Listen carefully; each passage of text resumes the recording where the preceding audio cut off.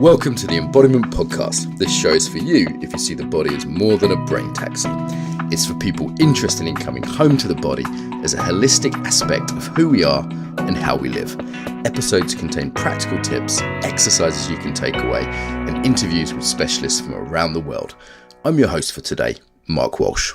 So on the show today is Shannon Crow. So Shannon is the host of the Connected Yoga podcast. So she's another podcast pro. She's a trainer of yoga teachers. I want to ask you about this, Shannon, because we're both sort of training geeks and training design geeks. Mum of three and a pelvic health specialist. So Shannon, welcome. Thank you. It's great to be here. Did I get that right? Yeah, you did. It's the Connected Yoga Teacher podcast. I have 3 kids. I mean, they're growing up fast. Where are you in the world? I live 3 hours north of Toronto, Ontario. So most people don't know, but it's called the Bruce Peninsula. It's kind of like the end of the road. And that's in Canada, right? Let's really span out here because we've got people listening all over the world, in Burundi and places. And how did you get into working with the body? What was your route into this, Shannon? I would say at first it was like a desire to just have a girls' night out. I feel like that was my first yoga class. Actually, I think that was the very first one. It was because my oldest, who's now 20, he was young and we were doing different girls' nights out. So we actually went to a yoga class and then we went to the bar after. And there was something that didn't quite feel right about that. I continued to go to yoga. I didn't go to the next girls' night out. I stuck with yoga.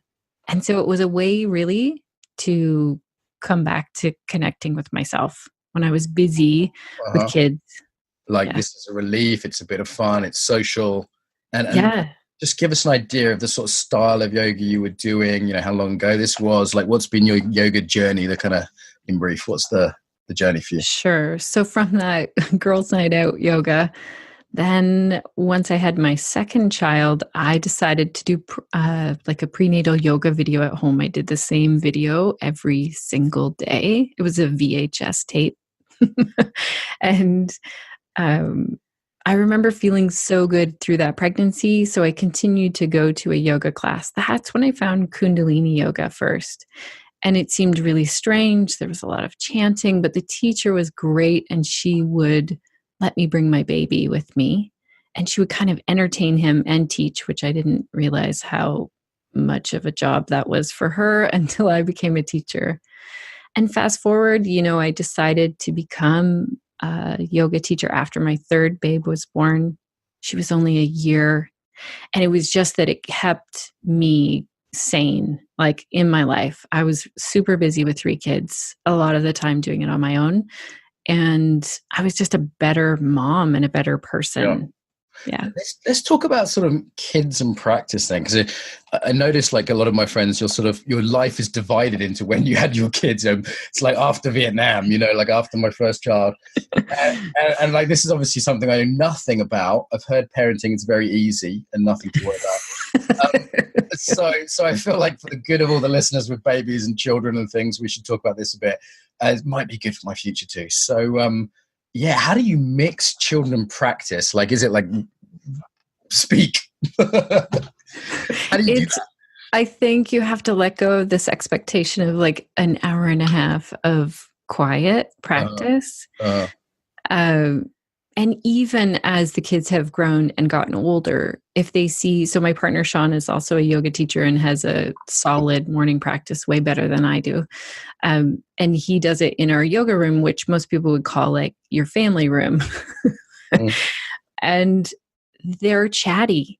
They see this opportunity where you're there and you're available and you're calm. They're kind of like our cats, mill around and they like to be in that space of this calm. So it's letting go of it looking like something, especially when they're babies. I mean, it could be one breath. Oh, that was good to do that. And now let's go. Now back to the crying.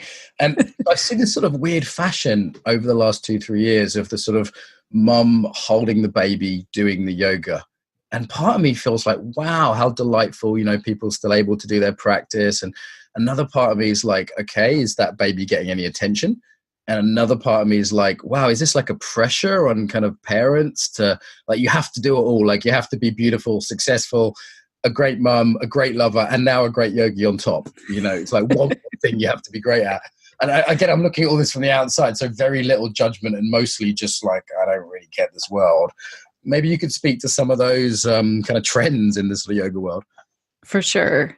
Because let me fast forward to where I went with my yoga journey then, because it ties in with this. I started teaching prenatal. And then, of course, those people had babies. That was the next phase for them. And then they still wanted to come to yoga. And I had no idea how to teach. Prenatal means before you have a baby. This is how basic you have to keep it for me. Okay. Okay. Really that basic. So you were doing classes for people that were pregnant, do you mean? Yes. They were pregnant. Okay. And then they were pregnant with their babies afterwards. Well, then they were asking for class. And, you know, it was always like, wait 6 or 8 weeks and then come back to a class without your baby. But this isn't really the way a new mom's life works. Like, especially in Canada, we're really lucky here. We have a maternity leave that's a year long. Mm-hmm. And so you have that baby with you all the time, usually. Yeah, yoga holiday, right? A whole year. So what this means in terms of baby and me yoga, let me make it very clear. There are different kinds. I am not into like, there was this video going around for a while that was like kind of throwing your baby through the air. And that was called baby and me yoga. Okay. That's not really a style I would ever teach or practice, but acro baby yoga. But most definitely it's a place for moms to come and connect, but it's not a quiet space usually. No, right? I imagine some of my particularly single mum friends complain about the sort of social isolation of mumdom, and even the ones that were partners. Like it seems to be like that's a place. Yoga can be a place they can go, even mother baby yoga, but it's also mother baby yoga. Do you know what I mean? That seems to be a part of it for them. Yeah, I know some of the baby and me classes that I taught. Those women like got together for Halloween with all of their kids, and then they would go do things together. They would have birthday parties together. Like these women formed really strong communities, basically. And teaching it felt like utter chaos sometimes because the baby would be crying. And then, you know, another mom is like, I got to go. This baby's so upset. And so holding space and, you know, trying to do yoga in a place that's not Zen, like a quiet yoga studio space where we have, you know, just soft music playing. And sometimes like babies would get into a space where it was quieter as we went and they progressed, but not always. So I feel like that is really the essence of yoga. Like, how can we be when baby is crying? Like, how could we use the 8 limbs of yoga in that? So I think that you're right, that there is a lot of pressure when we see like this perfect yoga pose and this mom with her baby and she's fit this time in, and that's probably not what it really looks like. Yeah. But I also know a yoga student came up to me years after baby and me yoga, and she said, I had postpartum depression. I wasn't telling anyone. And the only thing that got me through was this class. I know it's helped my sister a lot for sure. And okay, so it's really sort of a tantric approach, almost like in a true meaning of tantra. Like it's yoga with the midst of life rather than, you know, it's not a sort of Zen off on your own pure. So it's probably not going to be great for the kind of control freak yoga teacher, the one that has to have everything perfect, right? Because I walked into a class once that was before mine, and I was there a bit early, and there was toys and crying and laughing and shouting, and it was sort of half a creche, half a playground, and half a yoga class, you know, is why. And the teacher had to have a lot of patience and a lot of flexibility. Like not everyone was doing the same stuff, and you know, that sort of control freak yoga thing just wouldn't have worked. No, it doesn't. And I have to say that like I'm pretty type A and I like to control things, but my kids have knocked that out of me. Yeah, A is for awesome. Okay. So there's the prenatal, I'm using all terms now. So this is a pregnancy yoga, right? Like now we have people listening to this podcast from real diverse disciplines. Like you don't really get pregnancy Aikido or pregnancy, I don't know, 5 rhythms. Maybe you do. So what would, for everyone listening who may not be yogis, what are some of the principles of working first with pregnant people and then new parents? I just want to open this up beyond mothers as well, so new dads as well. Like, so what are some of the principles if you're working with pregnant people and new parents? Do you mean like my mind goes right towards details of like Yeah. contraindicated yoga? Is that what you mean? Well, we can Or start there, but there's principles as well. Like, for example, if I have anyone that's got a baby in my class, I'm just assuming they're going to be exhausted. Like if if my student's there and I haven't seen them in a few weeks and they've got a like 3-month-old child, I'm like, you might just want to lie down. It's really okay if this is your one chance to rest today. Like so there's more broad principles as well, right? And then there's certain poses you can't do and things like that as well, right?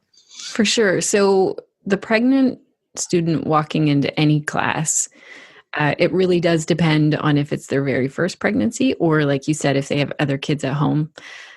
For sure, letting them do what feels like is their limit. So it's kind of like first trimester, we say maybe they're not feeling as good. Maybe they're feeling a little bit sick. Second trimester, maybe their energy increases a little bit and they want to do more. I don't want to sound ignorant, but a trimester, I only learned what that was a few years ago. So that's the pregnancy is divided into 3-month thirds, right? And a trimester is like the first bit and then the second bit. Okay, I'm just aware that there are people listening as ignorant as me. So okay, so I love it that you ask this. It's so good because as a guy, sometimes I feel like this is sort of magic world that I'm not allowed to ask about. Like we had Julia Davis on talking about bleed yoga, and it was like, wow, I'm learning so much, but I need to be able to be dumb about when ovulation is after a period or whatever. And the same with this stuff. So trimesters could be the morning sickness at first, right? So yeah, maybe. I mean, this is really general. And then second trimester, maybe a woman has more energy. And then by third, often the energy goes down. And those are the people who they walk into my class and exactly that. They're just like, I'm just going to lie over in the corner here for a little bit. Okay. And what about the new parents then? So obviously we're generalizing here, but we are. There's a lot of, so I work still with pregnant people more so around pelvic health issues, but I see, especially with first-time pregnancies, a lot of fear, even second-time pregnancies, like this fear of what is birth going to be like, or what is this one going to be like? Or I think something we're not addressing really is that birthing can be a real source of trauma for women. Okay. Yep. And men and partners, like anyone. And it's not all like, oh, we had our baby and it was beautiful and it was easy and it was rainbows. And I'm pretty passionate about getting into the emotions that are going on pre-baby and after baby and how yoga can really make a difference. And I don't want to just say yoga. I know your listeners are from all different movement modalities. Like one mom told me, I just want to come and breathe in this room at the same time as other people and move. Yeah. In terms of like things to watch out for during pregnancy, it's really contraindicated to hold your breath, obviously, because oxygen is going to babe. So if you're doing something and you're not able to breathe through it, that's a good place to know that's your limit. Also, anything that's vigorous. And it's just not the place to like start something brand new that's going to make you really heat up, sweat. And yeah. Yeah. Okay. Interesting. And let's talk a little bit about maybe the pelvic health stuff there. And again, let's start absolutely at basics. I know there's various people teaching this in the yoga world, and what is that pelvic health? Like, really, you're talking to someone that knows nothing about this. So, start at the beginning. Sure. And I feel like I had 3 babies and didn't know where my pelvic floor was. So I feel like you're not the only one. You know, I had babies and didn't know. So it wasn't until I was standing in line at a coffee shop and a pelvic floor physiotherapist was standing behind me and she said, "Oh, you're Shannon Crow. You teach prenatal. I'm a pelvic floor physio." And I was like, I don't know what that is. Yeah. So basically here in Canada, it's a physiotherapist. In the US, it's physical therapist. I don't know what it is where you are. Probably a physio, yeah. Okay. So they're specialized ones who just deal with pelvic health. And I mean, that's where this started with me. I was seeing women come back to class and they were peeing their pants and asking me if it was normal, or they had diastasis, like the rectus abdominis muscles, the tissue between that at the linea alba wasn't working the way it should be. They were telling me all kinds of things that were going on with their bodies. And so these are relatively common, right, to jump in, like this sort of women after pregnancy, after having given birth, like having problems with incontinence. Like I was shocked when I found out that's fairly normal amongst quite large groups of women, right? So pelvic health is things that redress those kind of issues. Yeah. So, for example, statistically, we know that 1 in 4 women have incontinence at some point in their life. That's overall all women, and 1 in 9 men. And I want to say those are the people coming forward and saying, Yeah. I have this issue, I'm peeing my pants. So I think it's much higher than that. Yeah.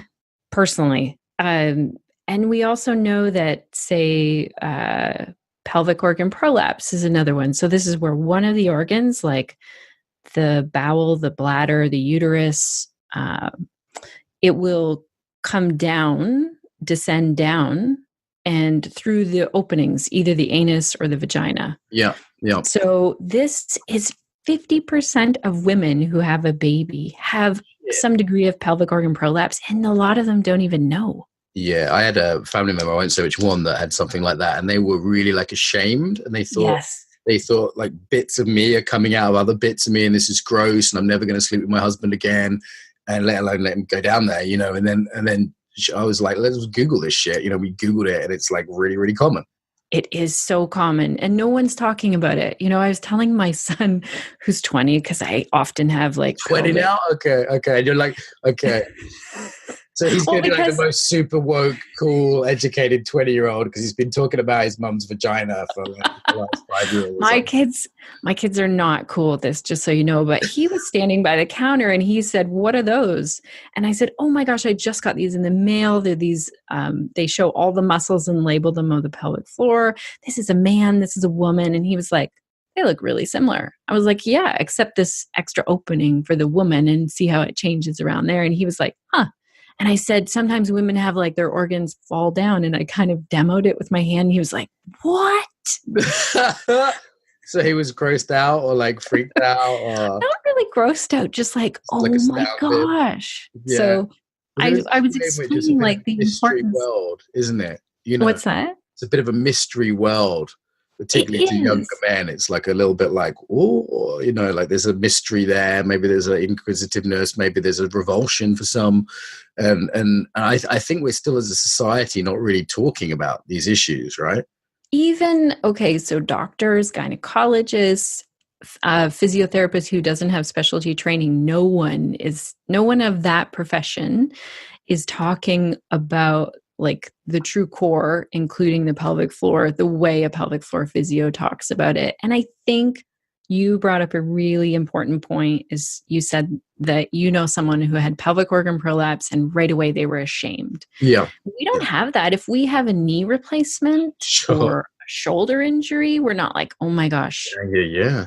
But there's some huge emotion towards like anything genital though, right? Like the same with STIs. People are way more concerned about an STI than they would be about, I don't know, catching a flu. You know, They're way more concerned about anything going wrong with their genitals. Like there's a way in which I think maybe guys even more so in some ways, because we're not seeing the gynecologist that regularly. You know, for us it would be strange to go to a clinic and have someone poke and prod us. It's not something we've been doing since we were teenagers. Right. And there's still this Victorian slightly, like we don't talk about that part of the body, right? Like, and I've known meditation teachers that do body scans and they're always like knees, thighs, hips, belly. I'm like, I think you missed my cock there. You know what I mean? Like, there's still this Victorian sense, even in a lot of sort of, I've heard people talk about lower abdominals, and it's kind of like, what bits are we talking about here? Yeah, it's so true. And if we're going to get if we're thinking, okay, we're so evolved and we're looking at the body and all of the anatomy, exactly that. Why are we skipping it? And I used to do the same thing. Like I wasn't saying any genitalia parts before I started teaching yoga for pelvic health. Yeah. Right. So now your body scan is like the clitoris and the vagina. You're really going into detail. And your son's getting embarrassed next door listening to it. That's good. That's good. So is there any, like, I don't know, nothing here. So if there any kind of advice or just stuff that you would just love to be better known? Because everyone listening to this is either a woman or knows a lot of women in their practice, right? Like martial arts, which are kind of male dominated, there's women around. So it's like what is your advice to teachers of body arts around any of this stuff, or just stuff you'd like to be better known? So first of all, I think it's really important to know, like, both men and women have the core four. So this is the pelvic floor, the diaphragm, the transversus abdominis, and the multifidus. And this is not the six-pack abs. It's nowhere in there. These core four is like really the deep, true core. And we all have them. They're helping with our movement. What's amazing is that so much of what's going on in the body is connected. We know that there's this real interconnected, like science is telling us the relationship from our jaw to our hips. We're confirming all of this. But even something like low back pain can be over recruiting pelvic floor. So a hypertonic pelvic floor.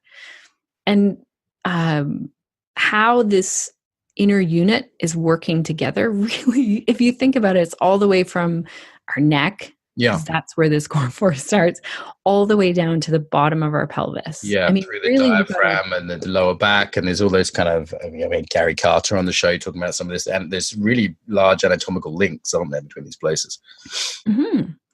And I mean, the most amazing thing that I did for my own learning about my own pelvic health and how my body works is to go to a pelvic floor physio who specializes in, like, that's their main thing that they do. So my pelvic floor physio did an internal. It's not like a PAP. It's not as uncomfortable. She explained it all. It was a PAP is a pelvic exam thing. Male gynecologists and fingers. Is that what we're talking about? So our regular visit as women, if we choose to do so, then we can go for our pap smear, and that's where they check for cervical cancer.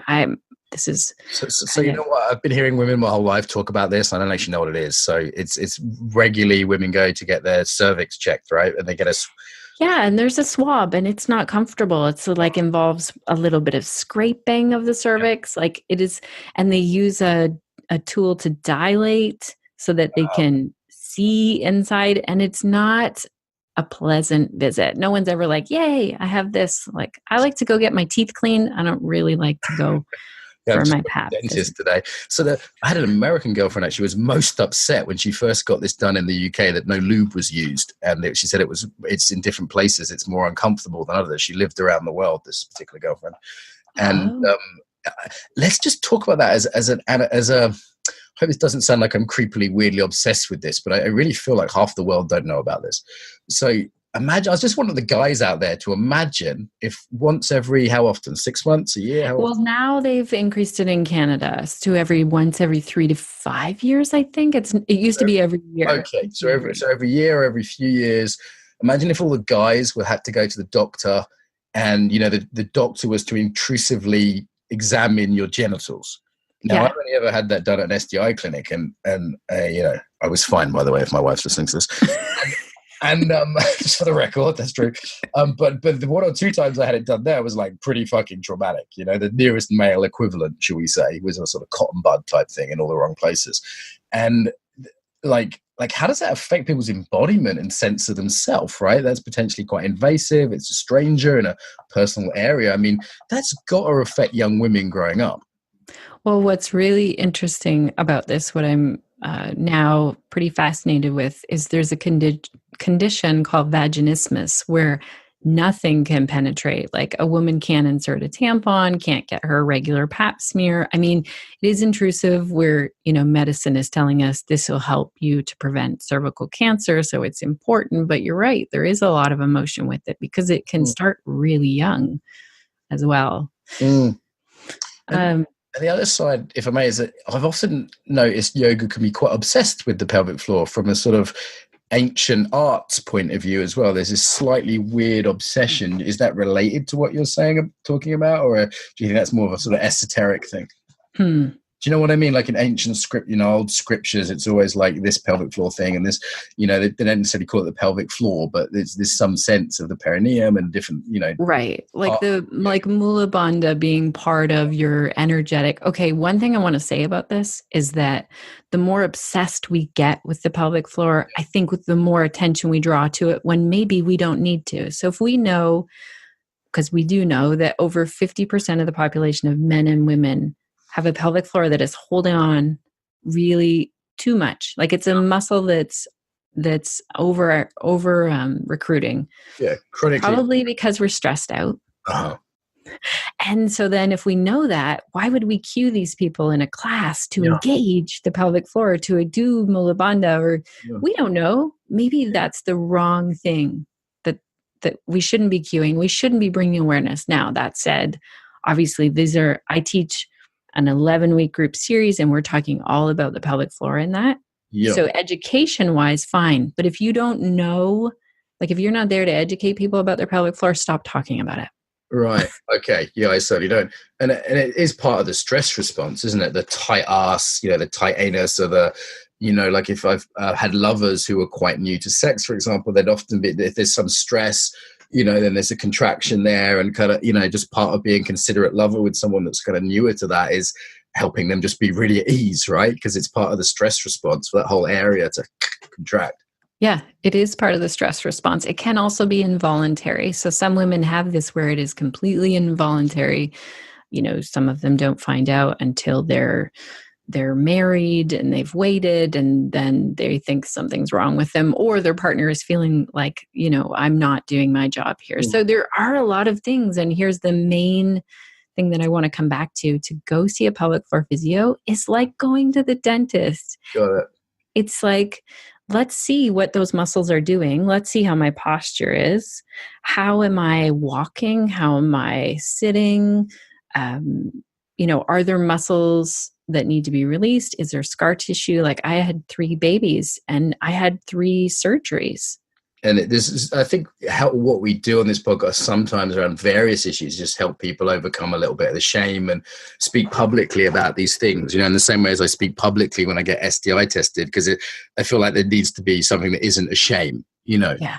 And the same like with the incontinence stuff, like even in my late 30s, I've noticed if I don't stand there for a little while after I've gone to the toilet, and I just put it back in and go about my business, sometimes a little bit more comes out. And that's really embarrassing if I'm standing up teaching a class and then all of a sudden there's a weird little wet patch on the front. I'm so glad that you're talking about that, because this is why I think there's 100% of people that have experienced incontinence. Right. And there's definitely been times I've just been in a rush or I've been stressed or something, I don't know. And then, 10 minutes later, I've gone, shit, oh, damn, now I look like an idiot. I have to sit down. I had it the other day. I had to sit down and teach. I just felt so embarrassed, because it's I think it goes back to being a kid, doesn't it? Like he peed his pants or he's a bedwetter. Do you know what I mean? There's a real stigma attached to that, isn't there?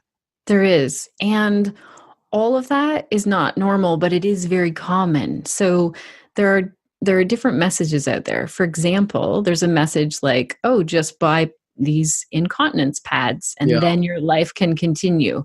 But really, we need to take a look, like, why is that happening? And a pelvic floor physio, like, honestly, there was a woman who was talking to me and she was in her 90s. Yeah. She went to a pelvic floor physio. She'd had incontinence from her 70s, like really serious incontinence. It was like cured. Right. Just by visiting the pelvic floor. So 20 years she was putting up with it. Wow. And we do put up with health things for a while, don't we? To the dentist today, I'm like, oh yeah, that fell out a long time ago. The dentist's like, what? You should be in severe pain. I'm like, oh yeah, it's like mild pain. But okay, so if Mark Welsh wets himself, then you can too. There's no shame in it. We've established that. So I want to come back to something you said earlier, which I think is really important. I know you said something in an email to me about this as well. You're talking about how people come to the prenatal classes for a sense of togetherness and belonging, or community, we might say. It strikes me that's a really underestimated part of most practices. Like I saw my Aikido teacher for lunch the other day, and I haven't been really training much Aikido, but I've known her for 10 years, and I've seen her children grow up. and I know what her husband does for a living, and I know that she speaks Japanese, and there's all these things we have in common. And there's a community of Aikidoka, and actually I see it much more in Aikido than I do in yoga. Actually, I think maybe because Aikido is a social practice and there's less people doing it and there's less money involved, but it definitely seems to be something that can be hugely enriching as not just a part of the practice, but really like a key aspect of whatever practice someone does. So what's your thoughts on community in terms of how that impacts us and how we can, help to build that as body mind teachers? I think for sure fostering community within a class, any class that you're leading. I've been playing around with having my students sit in a circle, which I know some of them are a little uncomfortable with, but there's this whole element of we're in this together and I'm in that circle. I'm not sort of up at the front telling them what to do and I know better than them. I'm guiding and then we're there together. I want to speak, I can only speak really what I see in the yoga world in terms of, you said that there's more community in maybe the martial arts. And I think in the yoga world right now, I see a lot of competition over community and, that yoga studio down the street, they do it this way and we don't, we lead a better yoga. And I see teachers throwing other teachers under the bus. And also in classes, right? Like people competing with each other for the best pose and they're on the mat on their own. But really, like we do this in Body Yoga Principles. We talk about this a lot. Like there's loads of competition in yoga. People say it's not competitive and full of shit. Who's the most spiritual? Who's the most skinny? Who's the most flexible? You name it. Who's the most not attached to being competitive? Yeah. And so I am really passionate about getting yoga teachers to look at themselves in terms of being a professional. Like a doctor would not say, well, you went to see Dr. So-and-so and he doesn't know what he's doing, but I do. Like they wouldn't do that. Instead, they say, us as doctors, we've done this thing in the past and now we've learned and now we don't do that. Now we do this like as a collective. Yeah. But I don't see that happening as much in the yoga world. And so that's why I was really passionate about the podcast and a Facebook group for yoga teachers, because I just want support. Like people know if they're going to post I got sick of being in Facebook groups with yoga teachers who were slamming each other. Shocking. I was shocked when I started doing more yoga and joining more yoga Facebook groups about 5 years ago. I was shocked by how bitchy and competitive, and someone would say, hey, here's me doing tree pose, and immediately be like, your foot position's wrong. This is outlined. You're not spiritual. You should be a vegan. Like, bam, bam, bam, bam, bam. I was like, how about just saying, hey, dude, nice tree pose. Thanks for sharing, Yeah. Like, is it helpful? So would we say that to someone's face? Is it helpful? That's a good rule, isn't it? That's a good rule of thumb for social media. Would they punch me in the face if I said that in a bar? That's my rule of thumb. It's so true.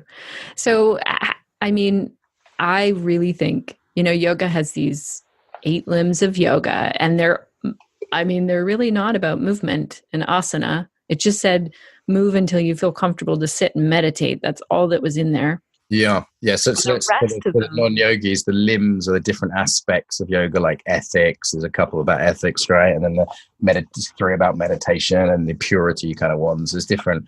So what most people think of as yoga is the asana, one of the 8 limbs, the postural part, which traditionally was just kind of like a comfortable sitting position. Exactly. And so we've added lots to it. And I like that we're growing with yoga, but at the same time, I think we need to come back to like, what were those? The yamas and niyamas are really, they're in there. That's part of the 8 limbs. And it's like, ahimsa, non-harming. Are we practicing yoga when we get on Facebook and then we tell someone that they're a jerk because they have their foot in the wrong place? Yeah, we both have this interest in sort of yoga off the mat, don't we? And the kind of, that it's not just about being flexible, but how do we actually live this?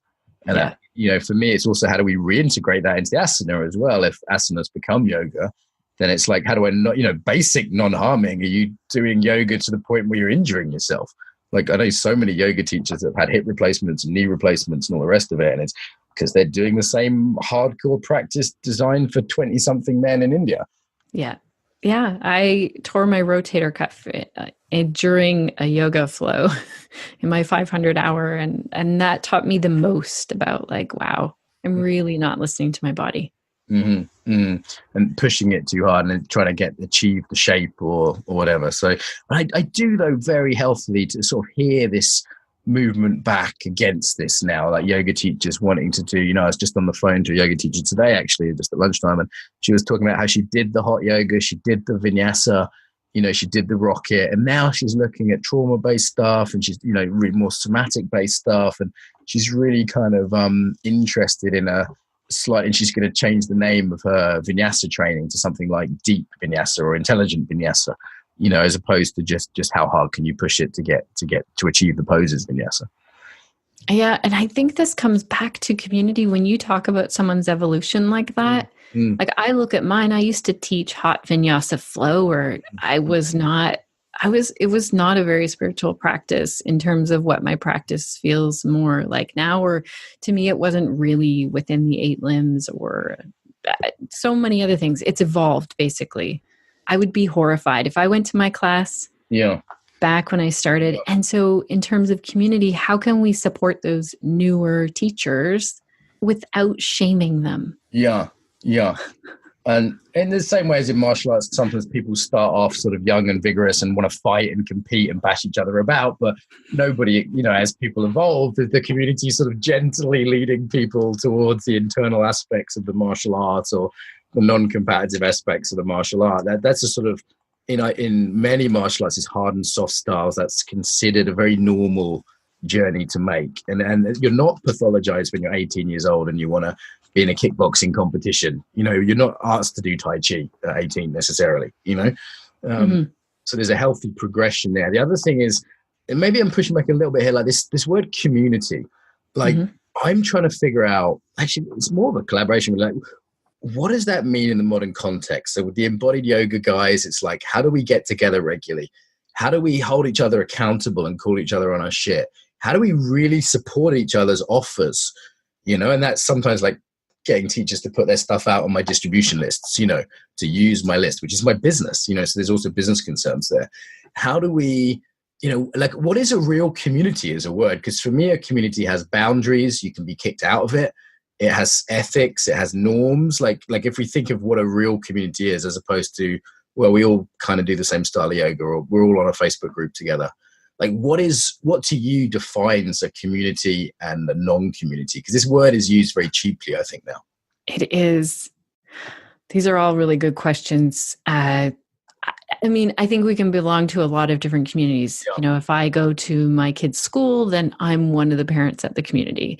If I'm, buying a chocolate bar I really like and someone else really likes it, like, we're part of this. We love this chocolate bar community.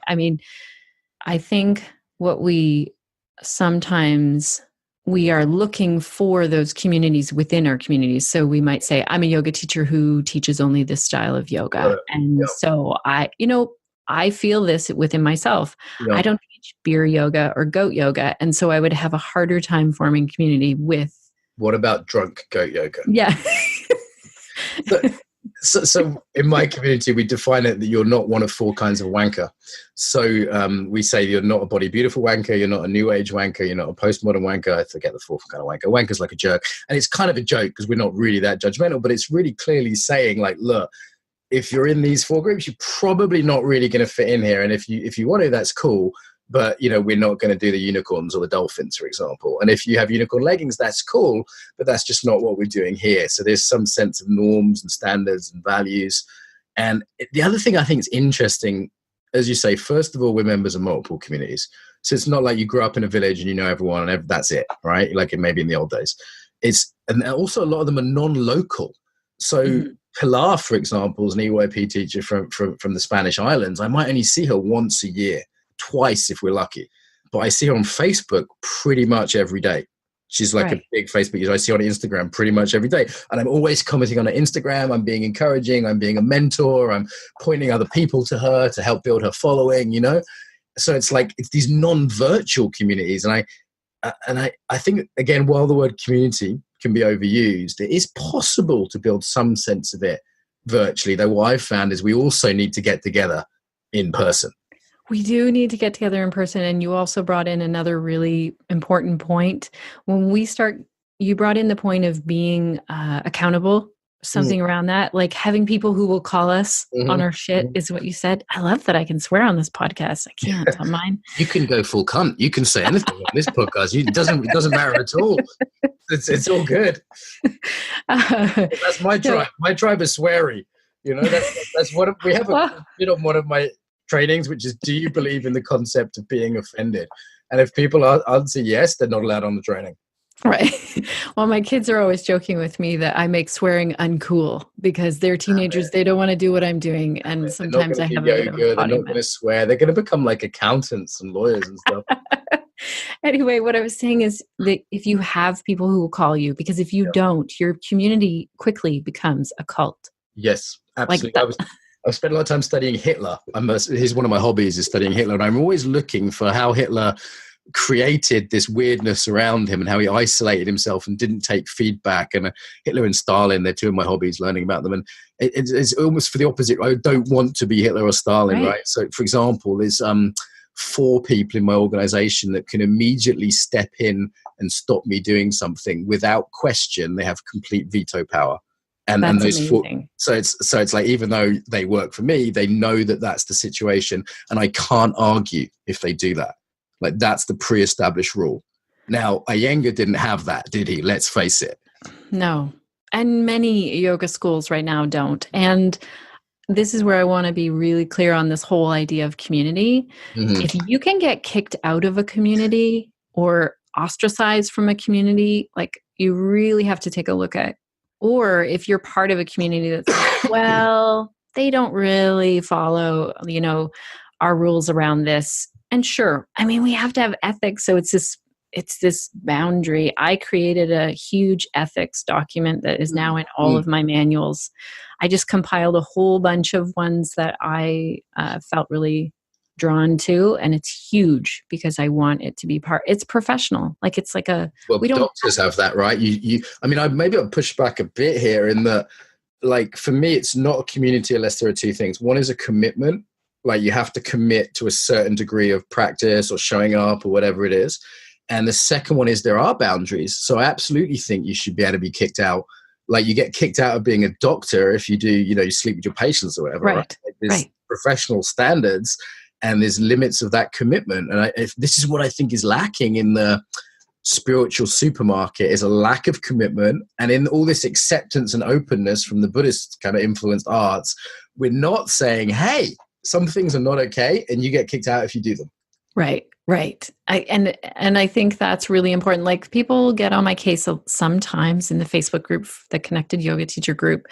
And they're like, isn't there freedom of speech? I'm like, not if you're going to be rude. Like, there's lines, right? To do that here. I say on my Facebook, you can say whatever you want and hold any opinion you want, but you can't say it in any way you want, because the basic standards of civility apply, and I will immediately block you after 1 warning is my normal thing if you're uncivil, because I don't need to take that shit. No. Disagree with me as much as you want, but don't be an asshole about it. Yes, I love to have disagreements. Like, I come from a long line of family who talks about politics and money and gets really heated, and that we like that. But it's when you start attacking someone for their beliefs, that's not okay. Yeah, and that's so common, isn't it? In the sort of current political climate, is the mudslinging insults on both sides. That every conservative is stupid and every liberal is weak. There's this basic sort of, and it's very sad. I feel like if we, if as embodied practitioners we can't have the conversation, then who the fuck can? If we've had all this body mind education, right? It's very true, and I have to say that I still catch myself, like, even my comment about the beer yoga, goat yoga, I think, well, I need to be supportive of these teachers who are starting wherever they're starting, because their journey will progress somewhere, and they're meeting students where they want to be. It's this big debate, isn't it? Amongst, I was talking to Chris Gladwell, we had on the podcast today when I was walking through Brighton, and we were talking about, there's on the one hand, we want to say, like, this is or isn't yoga. Sort of, ritual goat sexual abuse yoga probably isn't yoga, right? Like, there's something we could say is not, and some tantrika might still disagree, but there's a way in which we still need some lines And then we could say, okay, this is a gateway drug. This is a kind of way into deeper things. This, you know, and there's nothing, me and Chris were saying, look, if people are only interested in health and fitness, that's actually not so bad. Of all the things you can do in the world, health and fitness ain't the worst thing.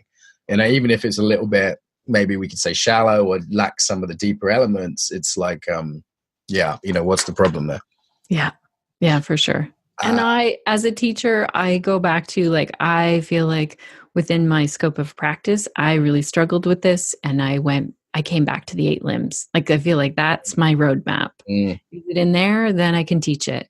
There are lots of things that are not in there that yoga teachers are teaching. Like, if you are not a trained psychologist, you should not be doing There's therapy. limits of expertise. So I think this is one of the key ethical pieces for yoga teachers, right? Like, not talking about pelvic floor if they don't know about it, or nutrition or relationship advice or whatever.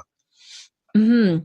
And I think it can become, I mean, our students come to us with a lot of stuff that's out of our scope of practice, right? You know, we have a student that comes up and they're saying, I have a really sore back. Well, we learn yoga for people who have different back issues. But at some point there, we need to just check in. Okay, have you seen a physiotherapist? Have you talked to your doctor about it? You know, if they come to us with a really personal relationship issue, you know, are you seeing a therapist? And then I can, you know, once you're seeing a therapist and they're still saying yoga is a good thing, then I can help you with some things that might help to calm the nervous system. The big one for me that I see is nutrition. And I feel like there are too many yoga teachers telling people what to eat when they aren't educated in eating disorders and nutrition. Right. So if you look at actually yoga hashtags on Instagram, like half of it's food, half of it's not even the handstands or the back bends, it's food. Like, that's almost considered like it goes together now. Like, yogis give out food advice. Yeah. And it happens all the time. So I do know that I'm going to step on some toes when I say it, but let me just say, jump on those toes. I also did like a year of healthy eating. I did a blog on it, and I now know different. I know that if someone was reading it and they had an eating disorder, it could be very triggering and it could be the wrong information. I've definitely seen a lot of sort of orthorexia and weight management through extreme exercise in the yoga world. So either sort of that slightly neurotic, controlling everything has to be chia seeds and green smoothies, or they're using the hot yoga, you know, twice a day in order to keep their weight down. Like, so there's definitely some crossover between eating disorders and yoga now. Yeah, Tabitha Farrar has a great podcast, and she actually came on the Connected Yoga Teacher podcast talking about how, you know, talking about food doesn't belong in the yoga world. And she just rocked that interview of just giving so much information about what's really going on. I've heard of her. How do I know her? Maybe it's through the yoga podcast. So let's talk a little bit about your podcast then. So we've had a couple of other podcasters on. We had Liam on and we had Brooke on, for those of you that are out there. And one thing is, first of all, it's just smooth doing an interview with you. It's nice that, you know, it's just pleasant and easy is the first thing I say. Thank you. What have you learned through that podcast? What have you learned? Okay, I have to tell you that for the first like 20 or 30 interviews, I had my microphone backwards. So I've learned that I really didn't know what I was doing at all. Got it. Looking at mine now. I couldn't figure out why my sound was so bad. I was not ready. I didn't know the tech. I wasn't prepared. I don't think you could be until you start doing it. It was like, just start somewhere and be okay with not being perfect at it, which isn't a strong suit of mine. Yoga perfectionism coming in there. Yeah. And I learn so much from every single guest, even if they're asking me questions. You know, I do consultation calls where they're asking me questions, but I learn so much from every person I talk to. Do you listen to yours back? Because I always listen to mine back, and I feel like in the interview, I'm not learning much. I'm just kind of helping support them and trying to present people in the best light. But when I listen to it back, I'm like, this is really interesting, you know, like when I'm walking along. Yeah. So in the moment you're asking the questions and you're not listening, I think that's so key.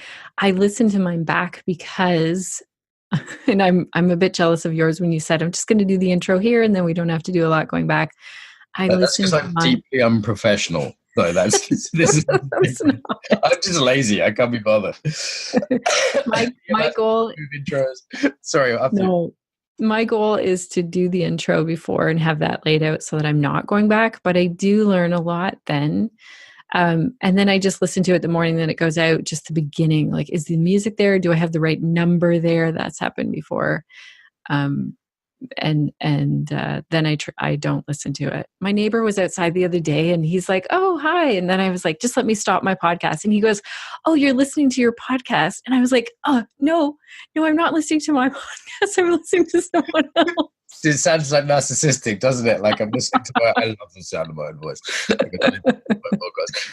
So, and have you had any guests that really stand out? Because I want listeners, particularly those who are interested in yoga, they, if they're listening to this podcast, they might well like yours, right? So is there any guests that you've had that you would point people to as really top quality episodes? Oh my gosh. We've had so many guests on there that teach me so much. We have a new episode coming out soon. It's with 3 people and it's about how can we make yoga classes accessible with our language? And I feel like I'm living in the dark ages a little bit. My students or my kids are coming home and saying things like, we learned about the genderbread person. And I am like behind the times with genders. Like we went to the store the other day and my daughter was saying, "Mom, I think you offended that cashier because you said he." And I was like, oh my gosh, I think it just slipped out. Things like that are really important that I feel like then I'm learning along with asking the questions too. Like, I don't know about this. I'm gonna try to figure it out. Yeah. We've had a lot of movement people who inspire me. Trina Altman, Catherine Bruni Young. Yeah, we had those 2 on the show. Very good. Jules Mitchell. I don't know Jules. Maybe ping them my way. I like to share guests. So, yeah. Okay, cool. And so name those 3 again. So it's Catherine Bruni Young, Trina Altman, and Jules Mitchell, because I feel like they're almost getting to the point where, well, Catherine even herself, I think, stopped calling it yoga. Yeah, a lot have, isn't it? It's quite interesting. And they're calling it movement or something else, right? Like the movement culture and body mind stuff has really influenced yoga to the point where a lot of yoga teachers are going, I don't even know if this is yoga. I heard people say that. He's like a big deal in yoga. So I interviewed them when I was feeling the same way. Like I was feeling like, do I want to become a physiotherapist? And is this really yoga? And that's when I started coming back to, it's the 8 limbs. And asana was movement, any movement. It was not specified. There was no triangle pose in those 8 limbs. Yeah. We've made that up. So I would say continue to make up the movement part of it, like with what we know. Mm. And was there any interviews you screwed up? Like there was one interview I just spoke over I had too much cough. And it's like one of my top 10 interviews I just saw on the Libsyn figures the other day. So there's one I just screwed up. And I'm like, Julie Martin, if you're out there, once again, forgive me. I will have you back on the show. So are there any guests where you've just really screwed it up? Just totally cocked it up?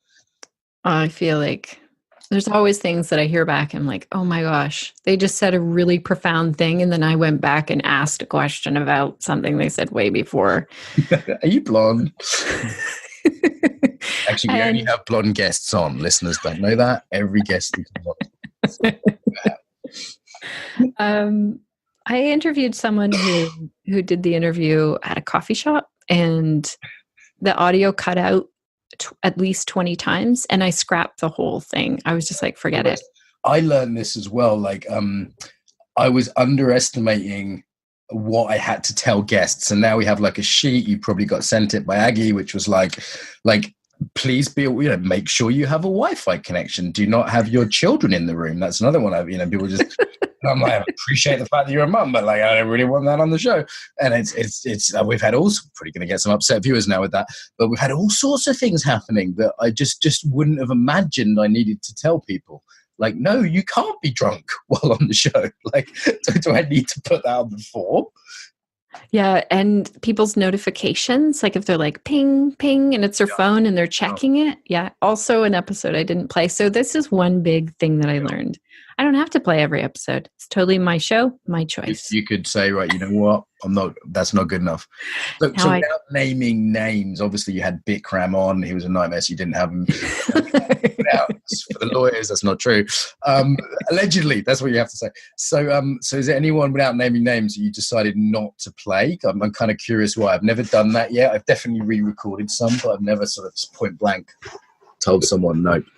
There have been a couple, and more so, I would say the consultation call ones that I do, because those are yoga teachers who are calling me with a question. It's free for them to ask their question, and then we just do it like a consultation call. So I'm not doing it for my audience. I'm doing it for them. And sometimes it's rambling and all over the place, and it's this. It has no value for anyone else, right? Right. Yeah. And I mean, it's value for that teacher, and they get sent the audio, but then I'm like, I ask permission then for the ones that feel like they're a good fit for the show. So I listened to one of yours I really liked. Maybe we could, it sounds like you've got more to say on this. Do you want to complete on this? No, I feel like I'll probably just ramble on. Go ahead, ask me. I'm trying to get better at not just jumping over people. People don't realize, listeners, is like, I have no training in journalism or interviewing. You know, this is not my big job. An embodiment teacher. Anyway, so what I really liked from your show is doing my research, as you're supposed to, right? As a podcast, I've heard you're supposed to do research. You had one where you were talking about training design. Yes. With Rachel Scott, maybe? Rachel Scott? Yeah. I'm just going to say yes and hope it was her. So it was someone that really knew about yoga training. You had this great conversation about designing teacher trainings. And I feel like this is a subject that's going to, a lot of listeners design training. And this is a subject I love to geek out about. So can we talk about training design a little bit? I know that's just one of the episodes we had, but it sounded like you were into it too on the episode. Yes. And I feel like I have lots to learn as well. Like I lead a prenatal and a pelvic health yoga teacher training. And my main goal is like, how can I get people to learn this so well so that they feel confident when they go home with it? So what are some, maybe we could just kind of more share ideas here, but what are some of your top tips for training design? Because I feel like so many people listening to this, they design some kind of training. Right. So, I mean, one of the top tips, and maybe it was that interview where she said, teach it over and over again, even in that training. So I'm kind of like, I want to teach it and then move on to the next thing. So it's this teach it over and over and in different ways. Like so they actually get the skill. They learn the skill, not just like, hey, I fucking told you that already. You have to hit it from different angles, visually, kinesthetically, auditory, tell stories, get them to practice it again, give feedback. So it's like one skill. You think, well, I can explain that in an hour, right? They can't learn it in an hour. They're going to need a lot longer to really actually skill acquire rather than learn about something, and maybe even not do that. It's almost like editing a good story. Like you take out tons of it. So if you could take your training and take out a bunch. I did another interview with someone who talked about online courses and teaching those. And it's a lot of the same principle. It's like, what's the one thing you want them to walk away with? Yeah. And I, at the moment, the Embodied Facilitator course students, one of my main courses, they're designing exams and they're doing 40-minute demo exams. And I'm pretty much like everyone that sends me something, I'm like, too much. Take out less. Or I say, what is the one thing you want to get across? And then have a couple of extra things if you have time, in brackets, you fucking won't. Yeah. So it's that seems to be like a common beginner's error. I think of like our embodied yoga principle session. It was 3 days. Now it's 5, the same content, the same amount of content. 2 days extra because we were just rushing it. I know. I feel like this with my yoga for pelvic health. It's 2 days and I want to always add more in, but really what I do is stretch it out. As well, right? And as you say, like hitting it from different angles too, right? So it's like we do a drawing and then we talk about it and then we present it back and then we do the worst class in the world where we do the opposite of the thing that we're teaching. And then we do role plays and then we do watch video and then we take apart another teacher's session and it's all the same subject, but from different angles. Yes. Oh, that's so good. I would say that I could definitely work on that in my own teacher trainings. I kind of do it as a like, see it, do it, teach it, like roughly that someone is, and that teaching part can feel like, okay, you've got it. But that teaching part is where all of their questions come in. And it's like, okay, they think they've got it and then they'll try and teach it and they'll realize like, oh shit, I thought what you just did was easy and it's not, or I missed that part, or it's in the doing of it they're really exploring, right? Like a lot of our courses we have practice hours and then they're not qualified till after they've done the practice hours. Or the design I most like is like teaching it, they go off and practice in their life in the world and they come back for another module where they get to sort of ask questions based on the last 8 weeks. See, that's really important. And that's missing in a lot of teacher trainings. Even I have one, the yoga for pelvic health, they're there for 2 days and then they're gone. Yeah. What someone asked me to do in this last month is they asked me if we can do it online, the teacher training. And I was like, sure, except at some point it'd be good if we can meet up in person for the things that we just can't get online. Or if you have really, hands-on questions, basically. But we can do a lot online. And then she just takes an hour of content and then goes and does that and then comes back. So it's a whole different way to take in a training. Yeah, like with online, we might have people give a report after each of their practice sessions on a shared Facebook group. And then everyone gets to see it and learn and see the pictures of the poses, and we can look at the poses from the photos. And then they come back after having seen, 12 different students each put 4 reports on there over 8 weeks. So even though we might have only had 3 days and then 3 days, it's like we've really made use of that contact time, because I don't know about you, but it's hard to get contact time, right? Like people think, in corporate trainings used to be 2 weeks, 4 weeks. Now, if you get a day to teach in body leadership is lucky. It's like people want in quicker and quicker times, right? So I think online can really help us use that time in a smart way. Yes. Yeah. The Yoga Alliance, I don't know how many of your listeners hate Yoga Alliance. But I feel let me just say here how I feel about Yoga Alliance. I feel like they're the only organization in North America that's kind of doing their thing for us, trying to do something. It's definitely not perfect. So this is one of the membership organizations for yoga. So British Wheel of Yoga is big in the UK. Yoga Alliance is probably second biggest in the UK after that. Okay. So they just did a study and they released their white paper on it, and more yoga teachers want to learn online. So we could fight against it and say, well, it's just not the same as in person, but it's coming and people want it. So how can we, that was that interview with Rachel, like, how can we do it? Oh no, it wasn't. It was Bree Johnson she was another she does an online studio. Yeah. Everyone likes Brie. So I'm just a cheese fan. So this, sorry, Brie, if you're out there.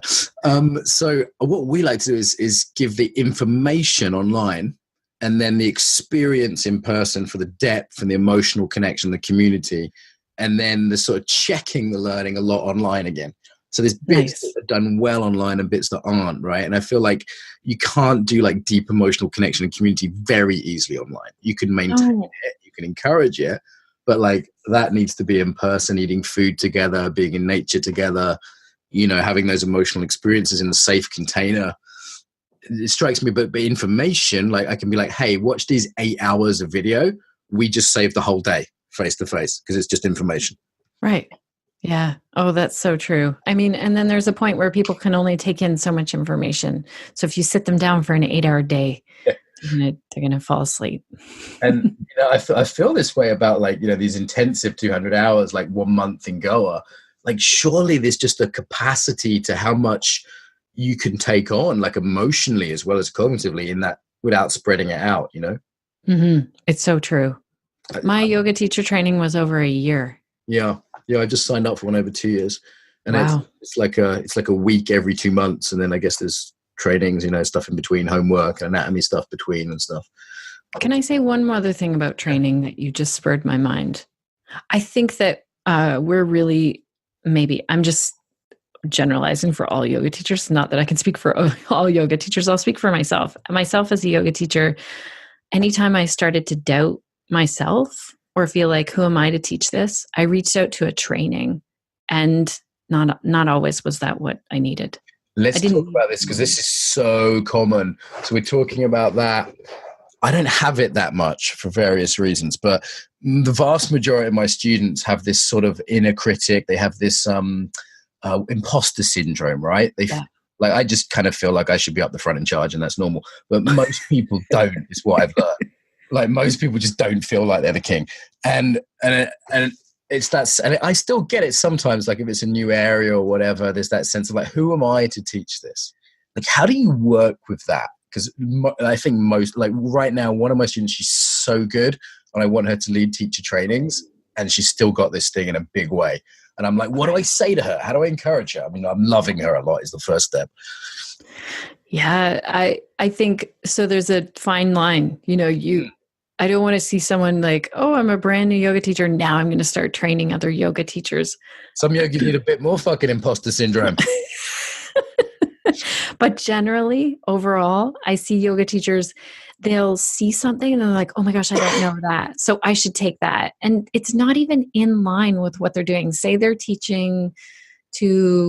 mostly teaching prenatal, but then they see a chair yoga class for seniors and they're like, I could translate that. Well, it's not going, like, you're going in the opposite direction. There's always more knowledge, right? Particularly with the internet, there's always more. And like, I've got this bookshelf behind me. I haven't even read a core of the books. I see. It's impressive. Like, it's so easy to order them on Amazon.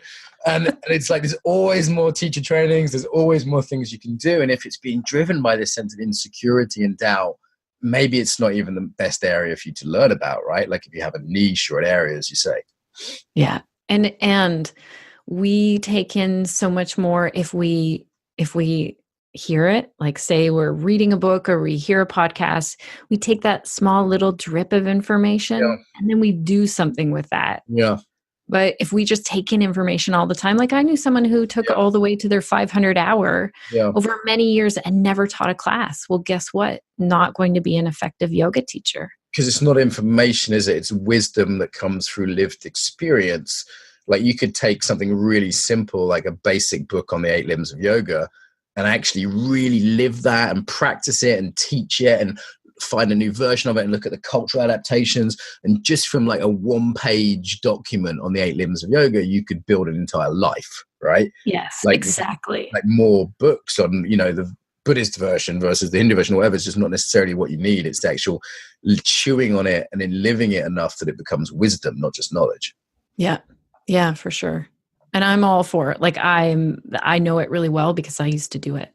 I used to sign up. Somebody told me, oh my gosh, you've had so many trainings. That's why you're such a good teacher. 5 hours. Yeah. It's not the reason. You know what's taught me the most is teaching one-on-one. And here's my other really big pet peeve in the yoga world is that we graduate a 200-hour yoga teacher training thinking that we will evolve to teaching one-on-one. But it's harder to teach to a group than it is to one person. In some ways, yeah. In some ways. Yeah, in some ways. Like one person can give us feedback. I learned so much from working one-on-one with people. So because you're really getting a sense of how they actually are and actually having to adapt things specifically, which you might not in a group. You can just do a kind of overhead, right? Yeah, I have no idea what's going on with all the people in the group, but that one person might say, if I have this idea, or say, like, here's a really good example. A physiotherapist told one of my one-on-one students, do side plank to build strength. And she had a shoulder injury, so she couldn't. So I was like, all right, let's modify side plank for you. And we played around with a lot of different versions until we found one for her. Great. So as we move towards wrap up, there's a couple of things, one for me is like the big why of this. And particularly, I know a lot of your thing is like helping yoga teachers build businesses. And this is almost a dirty word. Like very few guests have talked about money. Literally 2, actually, out of 130 we've recorded have talked about money on this podcast. Wow. Yeah, in any depth. So 1 to 5 Rhythms teacher, you'll find his episode there if you guys are listening. Evangelos, and the other one is Martin Aylward, who does Money, Sex, Dharma meditation retreats. I think you're the first yoga teacher, pretty sure actually, that's looking at business and marketing and money, almost like these are dirty words, right? But for me, I've ended up being a marketing mentor to my students, because unless I can help them run successful businesses, they can't keep doing what they do. They can't sustain themselves.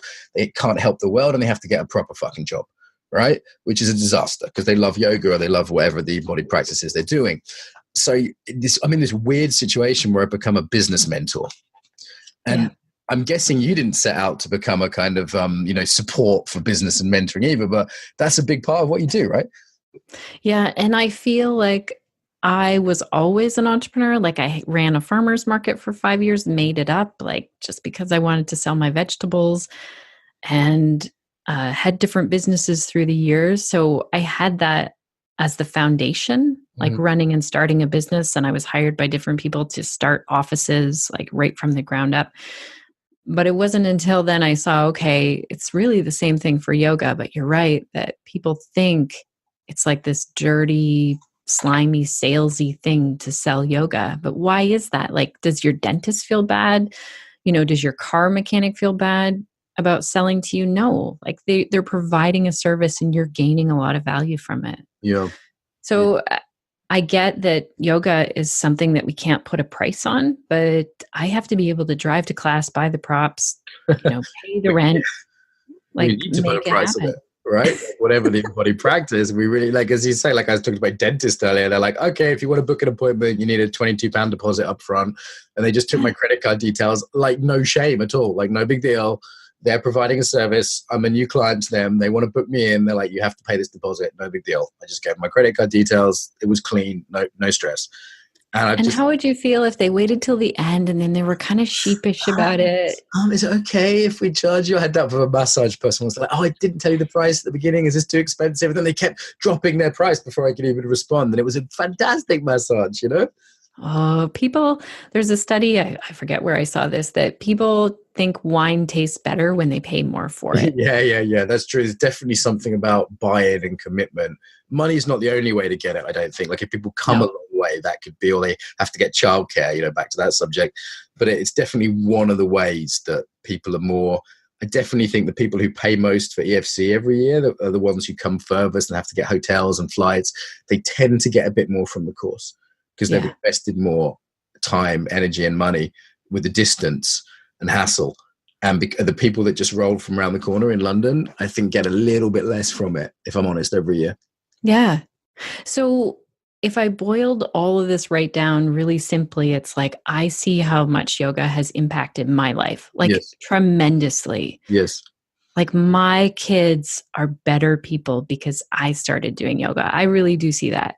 So if I can do that in my own life, and then I can share that with other people, and I can train yoga teachers to do that, like I just feel like globally we're making a big change, and that's worth something. If I am not comfortable with the money side of things, I can't sustain my business. I would go further than that. I was just teaching this a couple of days ago. I say to my students, how dare you not get good at marketing if what you have to offer helps people? Like selfishness, the absolute selfishness of not learning a few basic skills, because it's not actually rocket science to get okay at this, not maybe amazing, but okay. That if you have sandwiches and you're surrounded by hungry people, to not tell them about the sandwiches is fucking selfish. It is. So it's like I actually turn it on its head and say, not marketing is unethical. If what you do has value and you're not lying and, it has genuinely, you can see that it helps people. This is such a good analogy because that's what you're holding. When you have these movement practices that help people, it's like you're holding the food for starving people. Like we have a very stressed out community on the planet. Like the entire community is high stress. Even if you're just a half decent yoga, aikido, dance teacher, whatever, most people come into your class are saying at the end, thank you, that was such a gift. Like I go to 5 Rhythms every Wednesday, and the most common comment at the end of this, the little circle at the end, the most common comment is, thank you so much for providing this music in this space. And the teachers, not super experienced or anything, they just play some good tunes. They're ethical. It's a nice space. And the vast majority of people are gaining so much. That's the most common comment is, thank you so much. So it's like, why would you not charge for that? And I see so many yoga teachers saying like, no one's showing up. Well, they just don't know about it. Yeah, sure. And there is a crowded market. So that's another piece. So, okay, last piece on this then. What are your top sort of marketing tips that, you're around all these yoga teachers, so you must really see what works and what doesn't. Now, I know it depends on the niche and the country and blah, blah, blah, but what are some of your top tips that anyone out there who runs a body mind class can take on board? Overall, the number one thing is like to get really clear on who you are. Mm-hmm. And I know that sounds like I'm going to tip over into the woo-woo, which I embrace and I love, but I often don't talk about. Authentic branding. Yeah, it's like what really speaks to you. And that gets into your niche. So niche work is all, your core values are in there. There's so much around niche work. And people so often think, I'm going to do a yoga class, yoga for everybody. I used to do a class like that. Yoga for all bodies or something it was called. And my numbers were okay, but they were pretty low, and it took so much effort to market that. Now that I teach yoga for pelvic health, people are like, oh, that's the class for me. Exactly, because it's like, which is more appealing, a butcher's that's also a baker's and a candlestick maker's, or just places, just a butcher's, right? That you trust it more. You know, if there's a yoga class and there's general yoga class and there's yoga class for embodiment teachers with bad attitude who live in Brighton, which am I going to go to? You know, like, it's like obviously the second one. And that's counterintuitive because you think, oh, it's for more people are going to come. The opposite is true. So this is your niching, if you're American. They call it niche. I don't know what that's about. I know. Well, I heard Pat Flynn talked about this, and he calls it, he's from the Smart Passive Income podcast, and he says riches are in the niches. So that's the only reason to call it niches. It rhymes. It's about excluding people. That's the crazy thing, right? It's about saying these are not, or at least saying, look, these aren't my target audience. And for me, that's also about my own sanity. Like, I want students that don't mind that I swear and that think the jokes are funny and that I want to hang out with at the, you know, having lunch with during the course. You know, I want those cool students so that they're going to tell all their mates, not the student that's going to be like, yeah, well, I paid my money, but it was pretty average and I wish you'd stop swearing and joking. Yeah. And the other part that I would add to that is to choose a time where you want to be teaching. I don't want to teach at 7:00 at night. I want to be in my pajamas. It's like an old lady. 7:00? That's when you want to be in your pajamas? That's awesome. Yeah, I like to go to bed early when it gets dark out. I like to teach in the morning. And I used to think that I used to teach a Monday morning, 9:30 a.m. class. And I thought, this isn't really going to fly, but this is my ideal time. My kids are all in school. Yeah. I don't have to worry about childcare. The studio is wide open. Sure. And that class picked up so really fast. Because you loved it as well, right? I thought I was going to get all retired people, but I didn't. There's a lot of people who are self-employed. And like you said, their kids are in school. That might be a good time for them to start the week positively. Yeah. So niching, authentic branding, times that work for you. Any other sort of top tips for people running classes out there? There's a big mindset shift. If you look at your schedule, I used to teach 16 classes a week and I was just trying so hard to fill them. Yeah. There's a big mindset shift. If you pick your ideal schedule and then you limit how many people you're going to work with, how many classes you have, you will fill those classes then. Say if I said, oh my gosh, I need 10 people for this class and I only have 5. Yeah. It's not even going to make money. But if instead I'm like, there's only 5 spots left, like it changes it. Yoga teachers are always looking at like glass half empty when I'm working with them. Yeah. Like, wait a second. There's a lot of scarcity mindset, isn't there? There's a lot of like, there's too many yoga teachers, which sometimes is true. And, you know, there's not enough students and what are we doing? It's like, well, nobody knows about your class. Like before you start worrying about that. Yeah. And then they might say, I want to work more one-on-one with people. And so we look at their schedule. When could you fit that in? Oh, actually, I can't really fit it in. Well, until you make the space in your schedule, it's not going to happen. Got it. So we do need to wrap up. Are there any resources out there? I'm probably you've inspired me to do a whole separate podcast on marketing embodiment. I have what's called purpose black belt videos on this if people want to look at those. And I recommend Tad Hargraves to people, the marketing for hippies. He's another guy out there. Are there any other? He's great, Tad. I keep hearing about him. Very good. Very good. A lot of my students like him. He's sort of marketing for people who don't do marketing. Right. And there's Julia Chanteray in the UK as well, who's very good. She does the joy of marketing, like the joy of sex. And are there any other sort of podcasts or people you'd recommend on the sort of ethical marketing front? Here's the thing. Step outside of the yoga world for a bit, or the movement, or, the more like step outside of our community a bit to listen to things. And I was listening to a money podcast that was making me very uncomfortable. I think that's good for me. I was actually doing my yoga practice with it and I felt guilty. I felt like the yoga gods would shoot me down, but it didn't happen. You think? Because I wanted to push my boundaries around the money piece of it. So one of my favorite mentors is Natalie Ekdahl of Biz Chix. Biz Chix? Yes. Biz Chix. Am I allowed to listen to that as well? Or do I have to be a bad speller and a woman?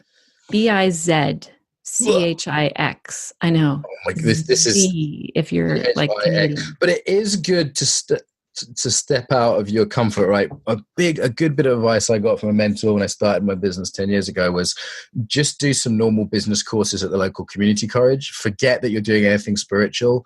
Just look at it through a normal person's lens. Like when I go to Julia to do a session, she doesn't care that I do embodiment. She's just like, yeah, what's your sales funnel? Show me your numbers, show me your accounts, you know? And so another great one, he's a Canadian actually, is Under the Influence podcast. It's so entertaining. It's full of stories. He's got a great book. Oh gosh, his name's Terry O'Reilly, but I can't remember what his book is. Under the Influence. I'm literally got my phone out now. Under the Influence. Yeah. Yeah, he's awesome. Because he's worked in a lot of marketing companies, so he talks about the backstory of all kinds of marketing things that worked and didn't work. I would say just look for marketing books as much as it's not maybe in your, like, think of it as a difficult yoga pose. Think of it as a nice frame, huh? I mean, marketing is a great spiritual practice, isn't it? You've got to be empathic. You've got to be brave. There's all these kind of spiritual qualities that are absolutely part of sales, listening deeply to your audience. Oh, Seth Godin, if people want something really accessible, like he gives out this little ping email or tweet every day, and it's like super digestible. He's kind of quirky and cool, Seth. So he would be another one I'd recommend. The reason why I really like Natalie Ekdahl is because she runs a supportive community. Okay. And is she the same one as Biz Chix? Yeah, she's the Biz Chix one. She's trying to do more in-person things. Like, as much as her business is very different from mine, there are things that translate over very easily. Podcasts are a tremendous source of information, really. I think it's, there we go, Biz Chix, Chix. Despite the name, I'm going to give it a go. I'm going to listen to one episode. Yay! You should do something outside of your comfort zone every day, right? Like, that's part of yoga. We go for the stretch. So I'm going to listen to Biz Chix, despite the name. She has a great one on selling your podcast. So there's another thing that I was like, oh, I want to do a podcast for yoga teachers and serve them. Well, I need to monetize it in order for it to continue. How do you do that? Maybe we'll have that conversation offline.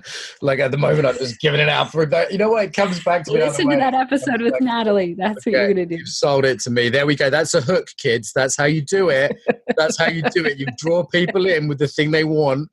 And okay, I'm going to find that after. We do need to wrap up. It's like selling sandwiches to hungry people. I'm going to use that analogy from now on. Well, you know what? I think we should come back on. I might do a panel with a few different podcasters and people, and on how to sell stuff better, because I feel like it's such a useful topic. Like, what could be more practical for listeners, and simultaneously what's so under discussed in the embodiment field because of these taboos. It's funny, we started off with talking about pelvic taboos, and now we've come back to money taboos. It's like the two, sex and money, two of the biggest taboos, and two of the biggest shadows in the yoga world when you look at all the abuse scandals and things as well.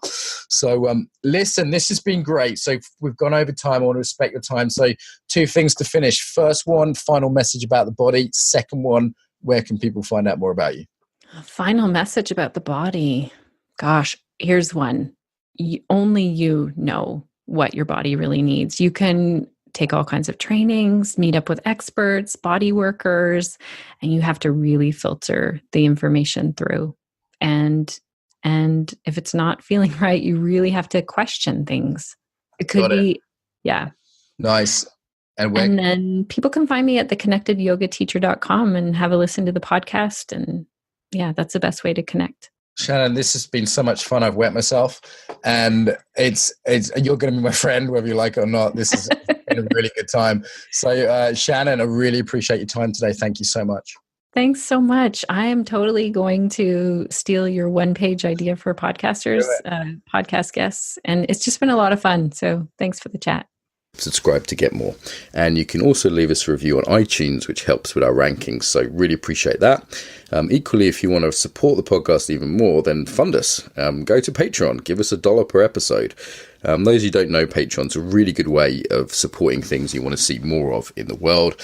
I know like so much is available for free now. And, you know, what I'd say is a lot of energy and effort goes into this podcast. I put it out there for free so everyone can get it. You know, Maud and I work on this. Everyone that wants it can have it for free. And if you want to support us, it is really appreciated. So it's patreon.com/Mark Walsh. And of course, if you want any in-person training, you can visit embodiedfacilitator.com. There's loads more resources there too. Till next time, welcome home to the body.